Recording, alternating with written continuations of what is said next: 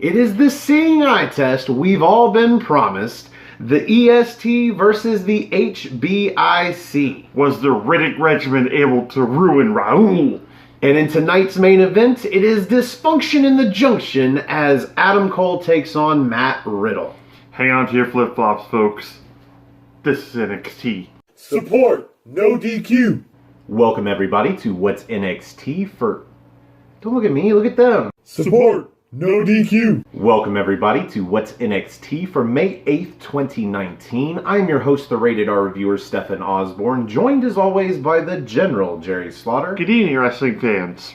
And tonight's show was pretty good. It was balanced out very, very well, I thought. You know what? It was only 3 matches, and as everybody knows, I like 4 matches on an hour-long show. I feel like 10 minutes a match is pretty good. Yeah. I mean, you don't always need to have pay-per-view quality matches on NXT TV. This is NXT TV. Yeah, occasionally a main event can be like 15, 20 minutes long, and that's what we saw tonight, and that's why we only had 3 matches. Because tonight's main event, as previously stated, was Matt Riddle versus Adam Cole. This is sort of a grudge match. They had one encounter backstage, and this is the match that resulted back there while Adam Cole was getting photoshot. What do I say right now? It was enough.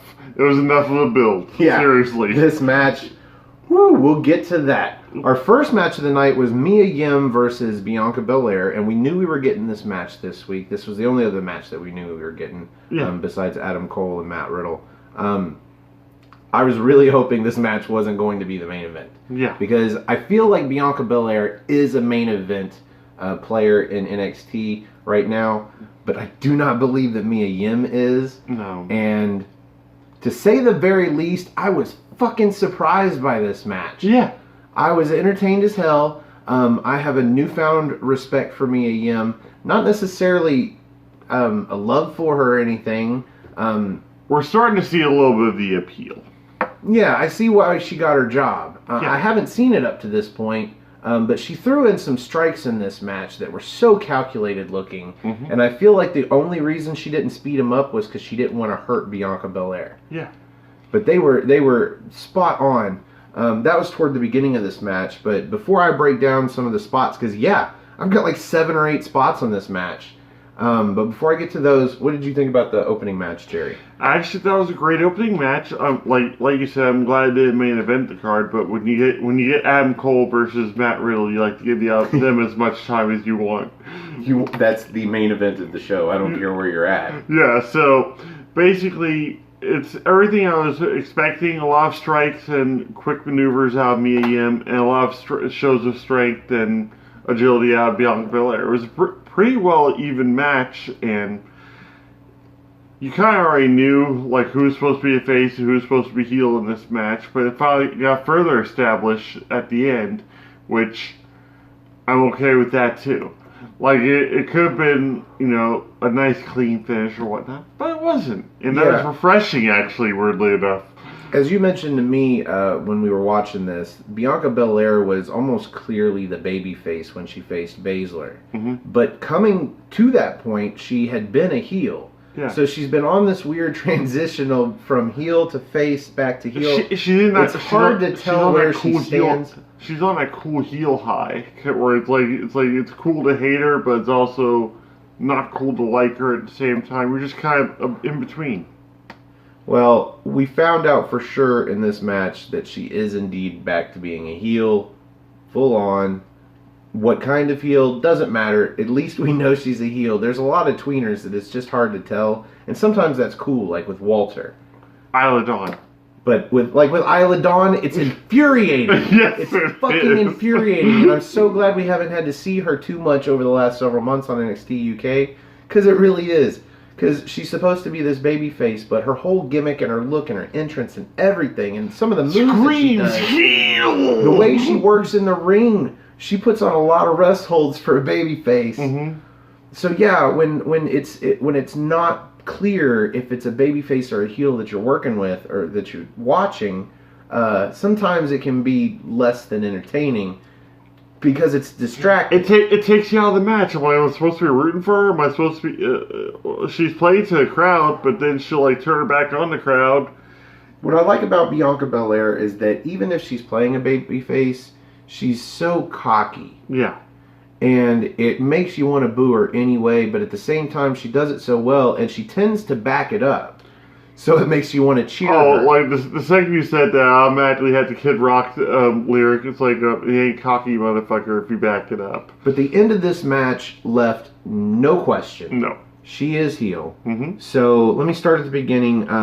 Yim, like I said before, threw in a lot of these strikes, and she had the upper hand on the match, but she goes for that cannonball into the corner, and it was way too early for that, and Bianca dodges it, and this is where she takes over, and suddenly she's got a lot of rest holds. Oh, yeah. They end up trading a little bit, but then Yim counters and ends up rolling up Bianca with an SOS that she just rolls through into a pinfall without the slam. Brilliantly done, near fall. It looked good. And then she locks in a guillotine on Belair, who ends up reversing the guillotine, and who didn't see this coming? Yeah. Acts of strength, like the gentleman said. She reverses the guillotine into a deadlift vertical suplex. Oh, impressive by Bianca Belair. Yim counters a running frog splash, so she gets the knees up, goes right into Bianca Belair's gut. This is where she takes over the match. A lot of flip-flopping in this match. Yeah. Let alone the two that go flying into the crowd in the main event. A lot of going back and forth in this match. So Yim hits this shotgun drop kick into the corner, and this is where she actually hits the rolling cannonball into the corner. Then she locks in a tarantula. Almost. Takes the whole 4 count. Yeah. Before the 5, before the disqualification.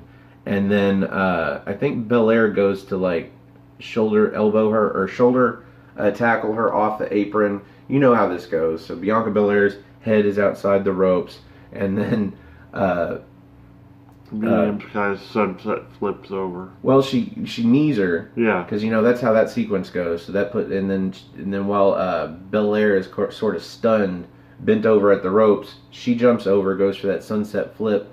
But Bianca Belair starts teetering instead of going over. And then, like I called it, she drops in for a pin, but then she goes to use the ropes for help.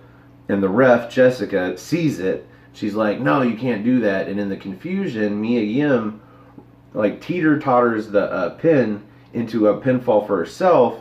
She gets a near fall. Bianca Belair comes back, and this time, coming back from it, her hair whip wraps around the middle rope. And she holds it. And all the ref sees in the count is that Bianca Belair's hands aren't near the ropes. Yes. Guess she doesn't see the hair. Oh my God. She counts the pin. 1, 2, 3. Bianca Belair gets the win. So she cheated to win. Great cheat, though. Oh, Love yes. this. Better use of the hair to me than using it as a whip. Because that's freaking obvious. Mm-hmm. And I feel like it should be illegal. I know it's part of her body. But that'd be like me going in and trying using my beard as a weapon, like to choke somebody or something. Like, you can't do that. Can't do that. Put the hair away. Like, put it up in a man bun. And Bianca, all the way up the ramp. Sorry, not sorry. Super cocky. Yeah. Gotta love it. Love it. Up next, we've got security cam footage backstage in a loading dock. Brilliantly shot security cam footage. So, the War Raiders or the Viking Raiders, depending on what week it is, because I believe during the shoot, they called them the War Raiders as they were exiting. But then a moment later, you had a voiceover with Mauro Ranallo, who was calling them the Viking Raiders. And the caption afterwards that they're in B. Yeah, and it was on the screen as the Viking Raiders. But anyway, the security cam footage is of them leaving, and then as they're about to leave, like some loading gate, like for a truck, a big four-wheel drive truck, like a quad cab. Yeah. Big old truck. Rolls up and blocks the way, and it's Jackson Riker. And while they're distracted by him and his truck, Cutler and Blake attack the War Raiders with, I think, rubber trash cans. One gets a Rubbermaid trash can. I believe Hanson gets a Rubbermaid trash can to the back. It looked vicious. It looked vicious. Yeah, I'm sure it hurt like hell. Oh my God. So they go down, and then Jackson Riker gets out of the truck, and they have a 3-on-2 beatdown of the War Raiders / Viking Raiders, and then they all jump into the truck and drive off like cowards. Yeah. But I guess this is leading to, I'm hoping it leads to a match between Cutler and Blake and the War Raiders, and the War Raiders drop the titles to the Forgotten Sons, because why the fuck not? They've been around for so long, and they've actually been doing really well at this gimmick. Yeah. I say give them the tag team belts, because Jackson Riker's there to give them a reason to actually win. They might be a mediocre tag team, but they've got him on the outside helping. It makes sense. Fucking just do it, and let the Viking Raiders, or the War Raiders, or Hanson and Rowe, or Ivar and Ackman, or whatever the fuck their name is. Ackman? What the fuck is the other? Ivar and Eric. Yeah. I was about to say, whatever their names are, yeah. Let them go off into the sunset, go up to the main roster and do their thing. In the meantime... Well, I think also if you put the straps on the Forgotten Sons, you either A, have the Freebird rule in case one of them get injured, so that's always cool to have. Or B, it'll give Jackson Riker even more of a push to go for either a North American title run or an NXT title run. That way, they're at least all three have belts. So that'd be cool too. Because right now, Riker's just a monster heel, dude. It's pretty great. Yeah, so I believe the graphic after this had the voiceover with Mauro Ranallo. It's talking about the Viking Raiders and how they're going to show up, I believe, next week to make an announcement about their status with NXT. Their situation, yeah. So, I'm looking forward to that. I'm really hoping that they're not going anywhere, at least until they lose the titles in the ring. Yeah. I'm really, really hoping they're not just going to relinquish the titles because they're going off. Because why? Fucking NXT tapes like once a month. Yeah. So fucking just go to Florida once a month, tape NXT, and then go back on the road with the main roster. Whatever. That's just my opinion on it. Well, it makes the most sense, really. So anyway, after this we get a video package. Well, it's not even a package; it's a video. Somebody was videotaping Shayna Baszler helping training Duke and Shafir in a ring in the Performance Center. And they still look like shit. They're beating each other. Well, they're not beating each other up. They're wrestling. Yeah. Wrestling around, and then while Baszler is looking on and coaching them, from behind comes Io Shirai. So maybe she's not a full-fledged babyface anymore.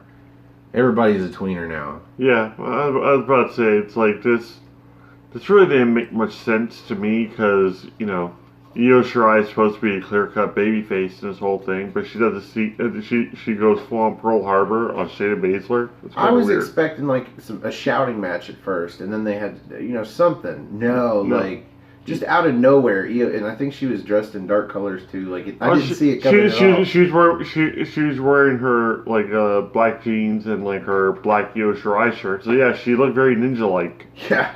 I didn't notice anything until Baszler went down. So she attacks Baszler, and then Duke and Shafir try and get her off of Baszler. Then a whole mess of jobber people swarm the ring, male and female alike. Some young dude that looks a lot like William Regal. It's definitely not William Regal, but the haircut, man, it's like that's how he got his job. He's like, dude, I'm just like you, bro. You could be my dad. Who knows? Be my new dad. So up next, we've got match number 2. I was actually caught unawares on this match, man. Yeah. This one entertained the shit out of me for several reasons, and we'll get into this. We've got Raul Mendoza, and when he came out, even Jerry said, well, who's Mendoza jobbing to this week? I'm like, could it be not Jackson Riker? Could it be Dijakovic? Yeah, and I said, no, it's like he wrestled last week. Maybe Kona Reeves, maybe give Kona Reeves a push. I would have really enjoyed that. But no, we have the returning Riddick Moss, who apparently had an injury several months ago, and he is back a lot quicker than they thought he was going to be because of the Riddick Regimen. The Riddick Regimen. And he's got it just pasted all over him, all over his ring gear. He comes out with he's got these electrodes to his arms and shit, like he's recording everything. He's got a water bottle with the Riddick regimen, and that's him sipping on the good life. Yeah, sipping on the good life.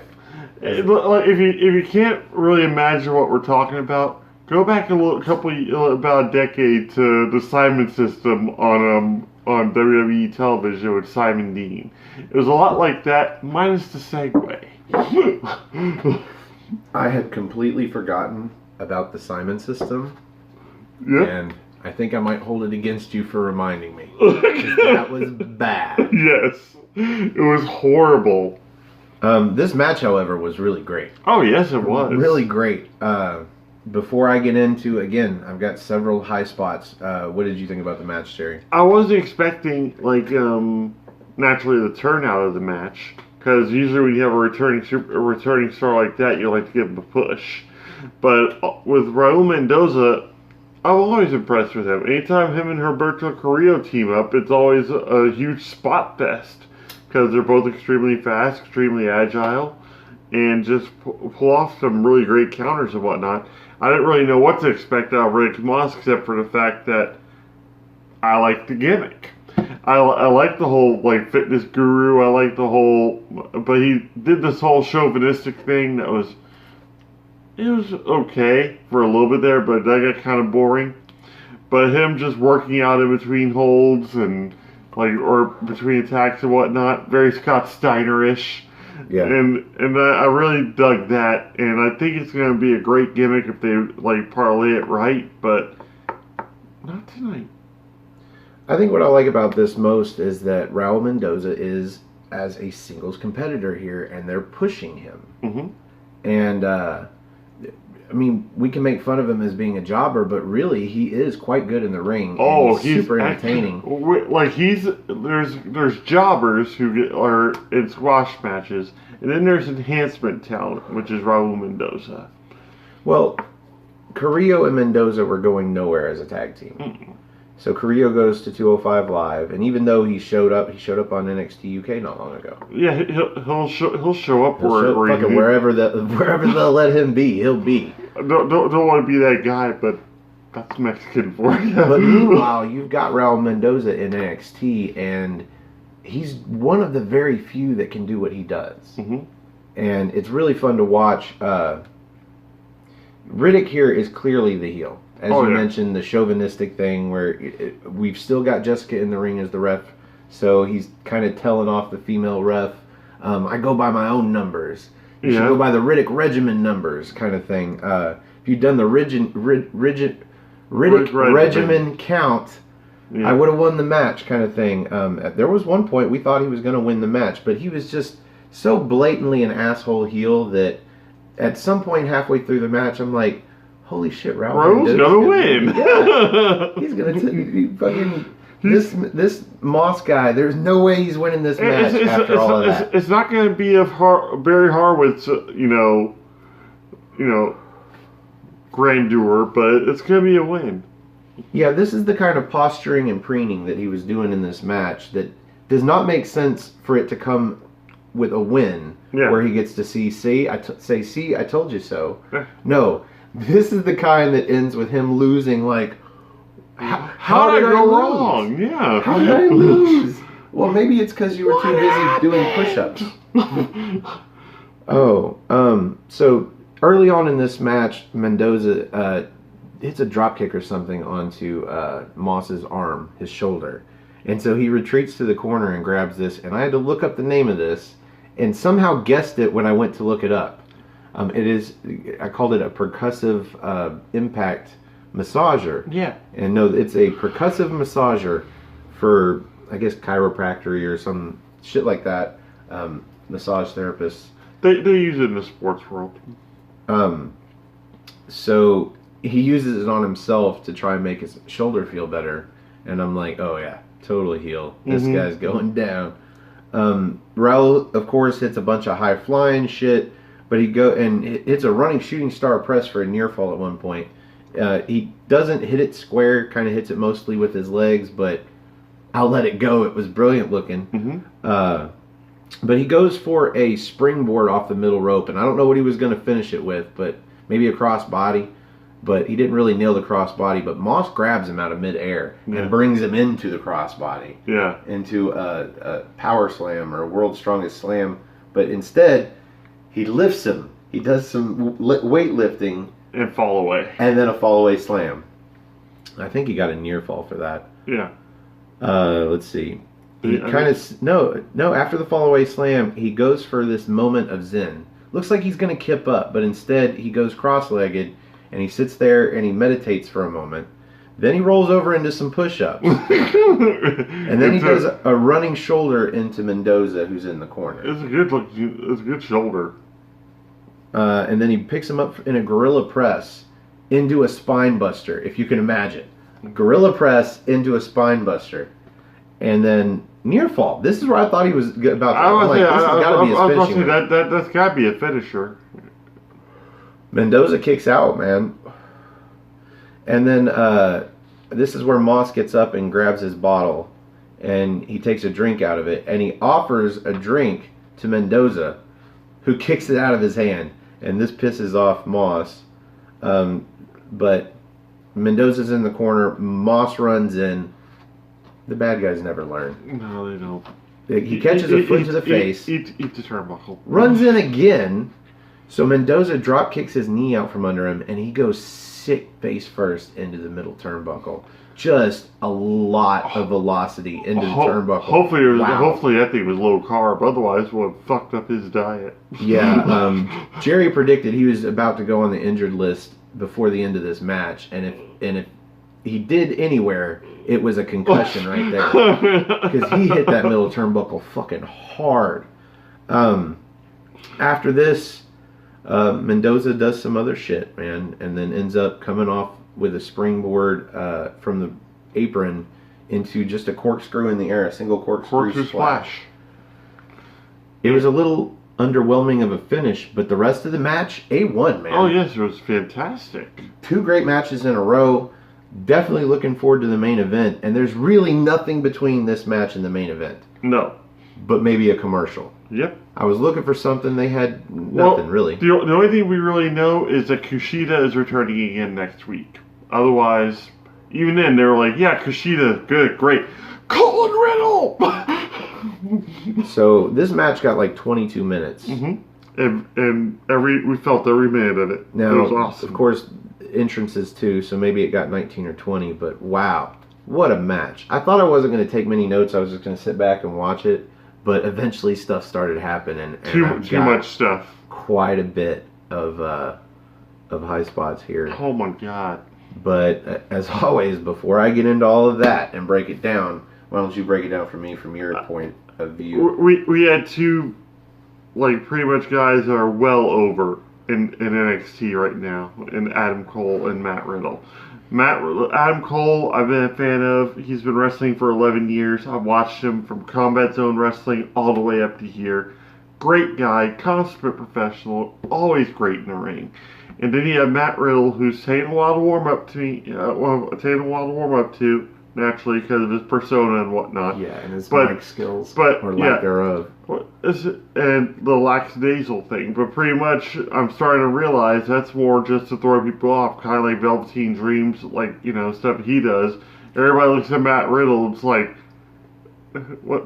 I gotta wrestle this stoner? This is gonna be a piece of cake. Yeah, and they mentioned that on commentary, like how he comes out with the flip-flops and then he bristles barefoot, and it's to throw people off the game, thinking that it's gonna be easier than it is, and he ends up victorious a lot. Oh, more often than not, because he's just sick in the ring.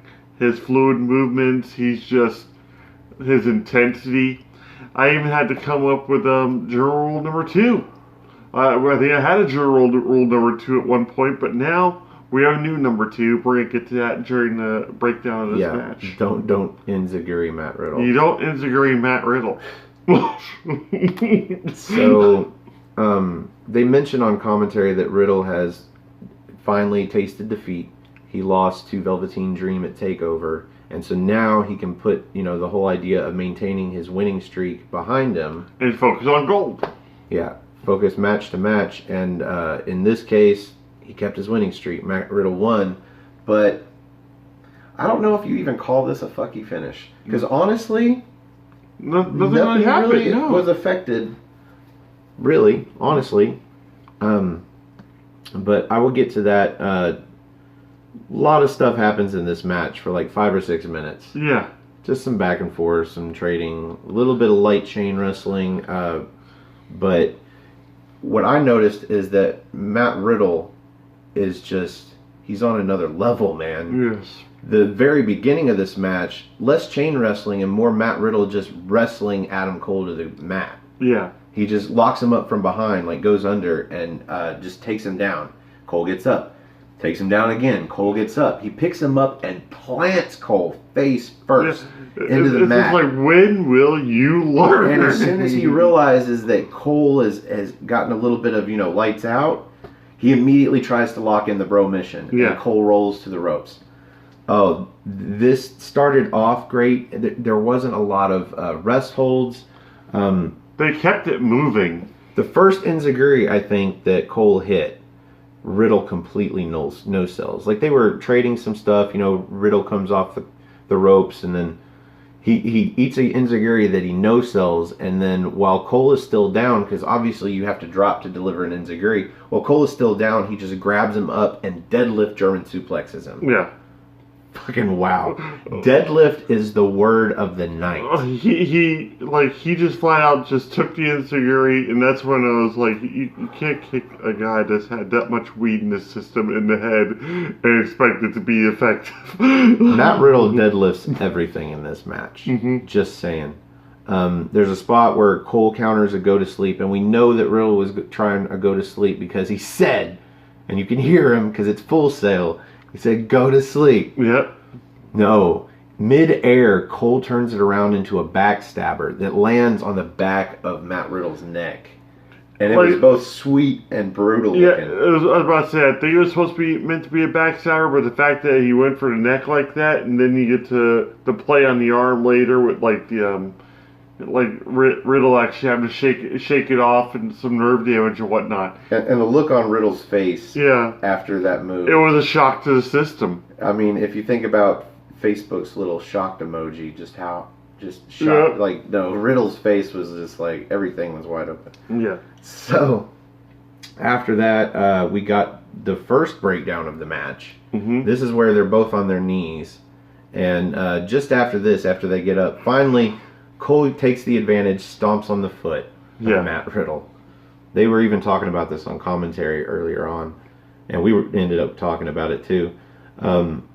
See, Riddle counters a super kick into an ankle lock, and then Cole tries to get out of it. He turns over and goes to kick him off, and instead Matt Riddle grabs that foot and puts the ankle lock on the other foot, and then immediately goes for a bro mission. Yeah.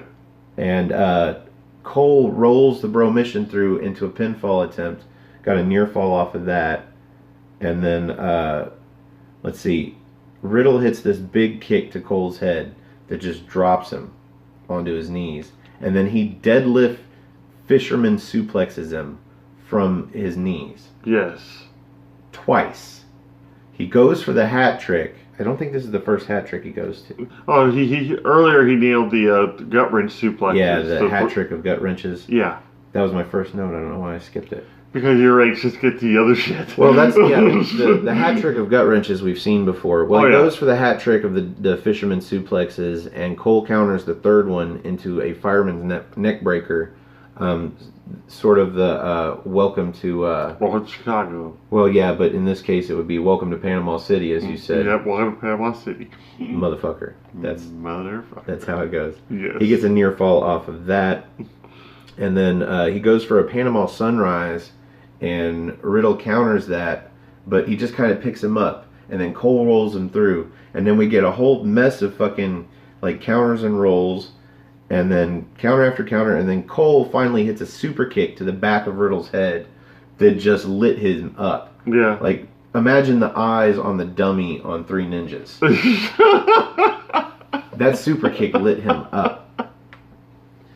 So nice. He hits a last shot, but he hits it to Riddle's face, and he gets a near fall.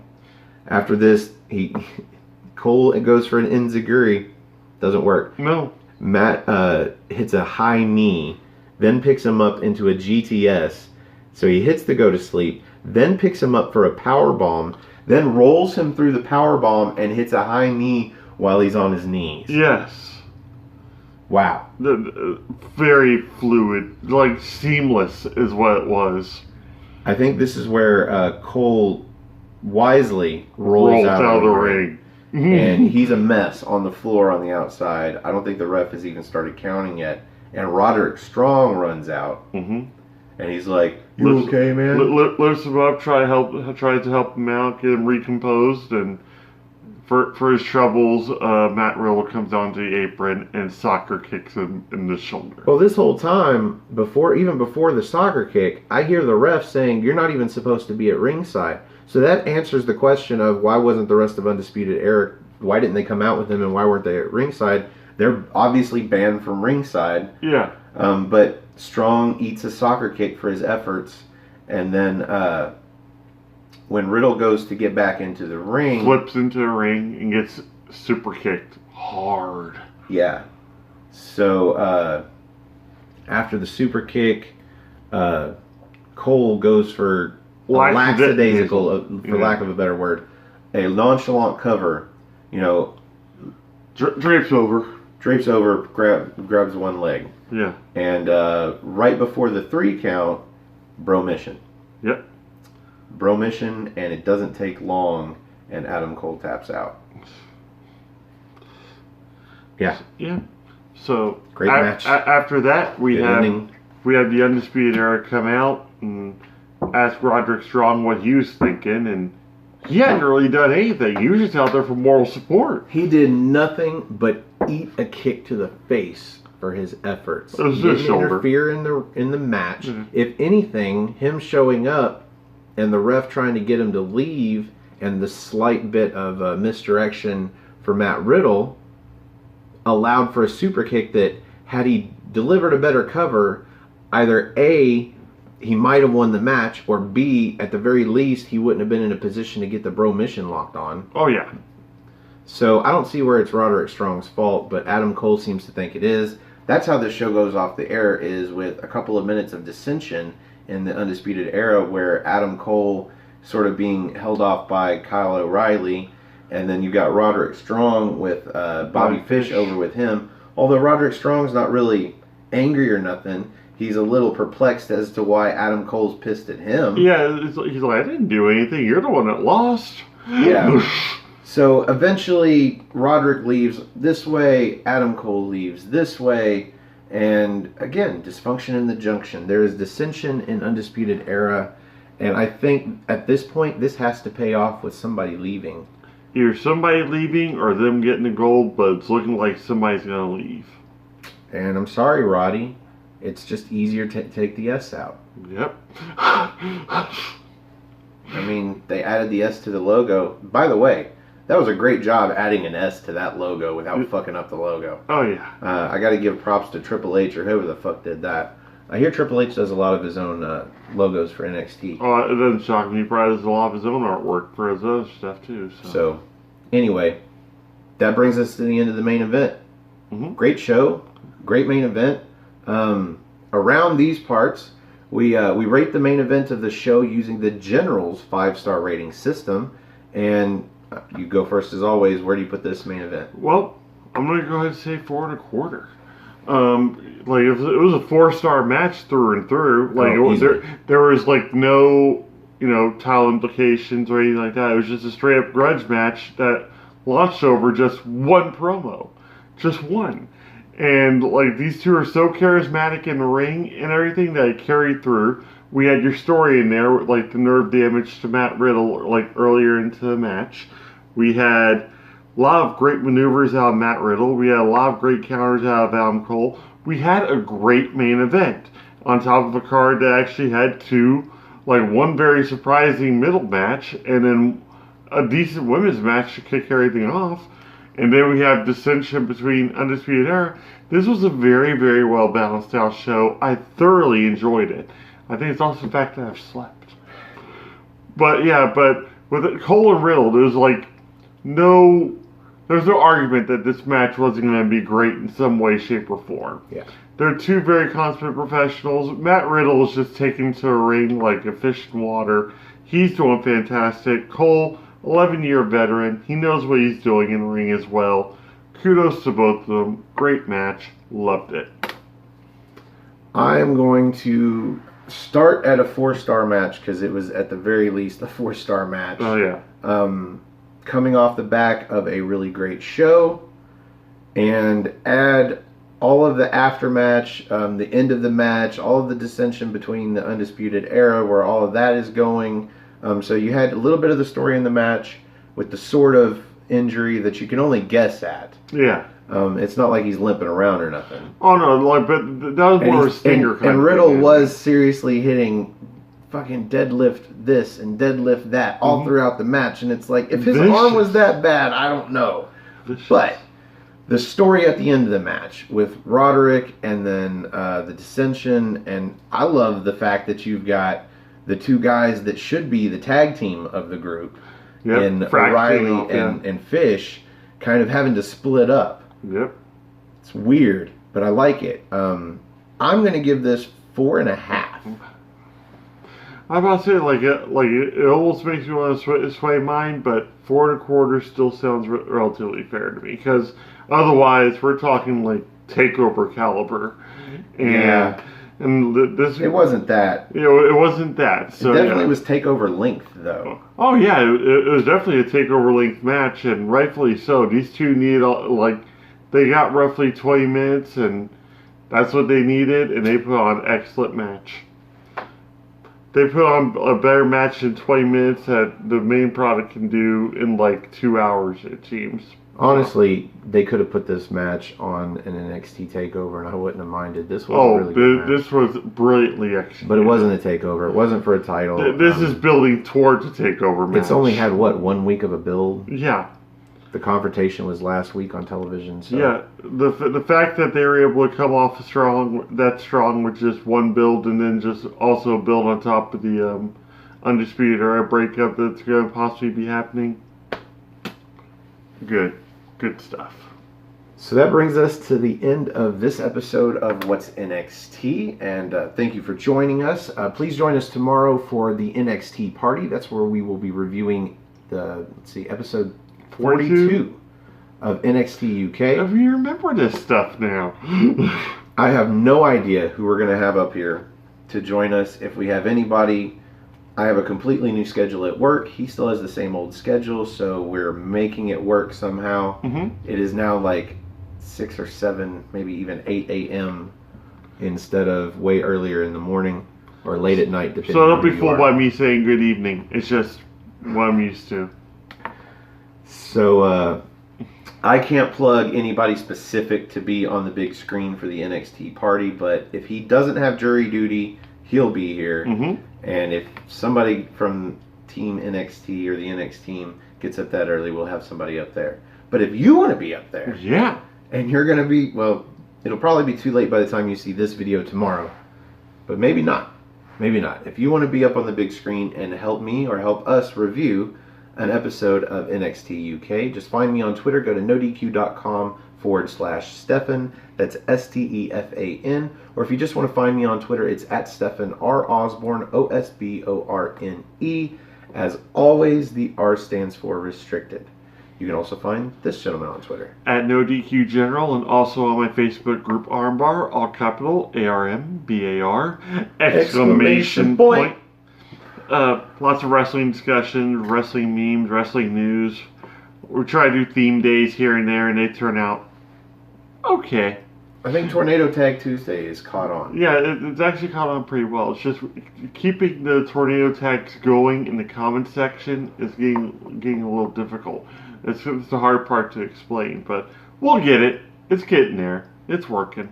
So find us on the Armbar, but again, do not add us on Facebook. Add us on Twitter. That is our wrestling stuff. Yeah. And Instagram. Add us on Instagram now. You can find me on Wow, I have a new plug. Oh, God, Sorry, no. everybody. Find me on Instagram at osborne.stefan. All spelled the same way as before. I'm on Instagram, but it's only because it's linked to my Facebook page, and I really never use it. Believe it or not, I am in the semifinals for NoDQ.com's Instagram tournament. Yeah. For an Instagram champion. There is no reason for this necessarily, but it's all being voted on Instagram. It's pretty much the universal title of an ODQ. So I think I beat TJS in the first round, and then somehow beat Cindy G, squeaked by 51 or 52%. Yeah. Cindy G in the second round. Now I'm in the semifinals. Guess who my opponent this round is? Aaron Rift? Oh, yeah. Aaron Rift, the boss man himself. I stand no chance without you guys. So go find NoDQ.com's Instagram page, and when it comes up, I think it starts today. I don't know if my round or my match will be today, but just go to the story, and then the little picture will come up, and you click on my name instead of Aaron's. It would be crazy cool to beat Aaron Rift. You are aware he's going to see this video, possibly, and he'll just cut this part out. Yeah, he wants to win. Or Aaron will just be like, you guys are about to get canceled. Well, in the other bracket, it is Caitlyn and Jeff Meacham. So if Aaron doesn't slay me, surely one of them will. Oh, Caitlyn versus Aaron Rift. Instagram belt. I feel like that's where this is heading. But I also think that Jeff Meacham is probably going to win that bracket. If anybody deserves to, it'd be Aaron and Jeff. Yeah. Well, either way. If I treated my Instagram, but honestly, I think Aaron probably deserves to win because I've seen his personal Instagram account and he posts a lot of pictures. I just recently actually kind of started the Instagram thing just to see what this was. Yeah. And somehow I started my Instagram journey with 20 some followers. I don't remember creating an Instagram account, but suddenly I had 20 some followers. Like I said, for a while there was hooked up to Facebook, so people were able to go back and forth that way. Now, if I treated my Instagram like I treated my Facebook with all the memes and shit, then I feel like I should stand a decent chance against Aaron. But honestly, when it comes to Instagram, he's got me beat. He posts a lot of pictures. Yeah. So anyway, that's all been way off the topic. Yeah. Do we have any other plugs? Go to NoDQ.com. Buy shirts. Yeah, /shirts. If you like this video, click the like button that's underneath me. If you like all of our videos, you should click the subscribe button that's underneath Jerry. Find us on Aftermatch Wrestling on YouTube. That is our channel. All one word, AFTERMATCH, Aftermatch Wrestling. That is where these videos go about a half a day before they make their way to NoDQ.com, their YouTube channel. And we've also got some bonus content. Just subscribe. That's all we're looking for. We are on our way to 100 subscribers, and at 100 subscribers, we will start doing this show. What's NXT Live? It'll be a morning show. Yeah, it'll be a morning show. So if you're up, you can watch us while you get ready for work. And if you have any questions, you can drop them down below, and that's our goal. Answer live questions on the air. That'd be neat. Also, I wouldn't have to do the editing afterwards. Absolutely. And we just have the fuck-ups, whatever. Fuck-ups. It's not fuck-ups if you're, it's poetic license. I don't know how we do the cold opens, but I'm sure I could figure it out. I'll just hold up a poster and we'll go, support NoDQ. That's pretty much all we did anyway. Yeah. This is all real low production. So, for the General, Jerry Slaughter, I'm the Wizard of NoDQ, Stephen Osborne. Thank you for joining us. Join us tomorrow for the NXT party, and we will see you NXT time. Support NoDQ. You can scoot me out. Oh, what was my second NXT rule? I have NXT rule number 1, or NXT UK, or the general rule number 1. There you go. The general rule number 1 is don't try to vertically suplex Mark Andrew. Try to remember what number 2 is, because now number 3 is do not enziguri Matt Riddle. Yeah, all that does is piss him off. It pisses him off or has no effect whatsoever.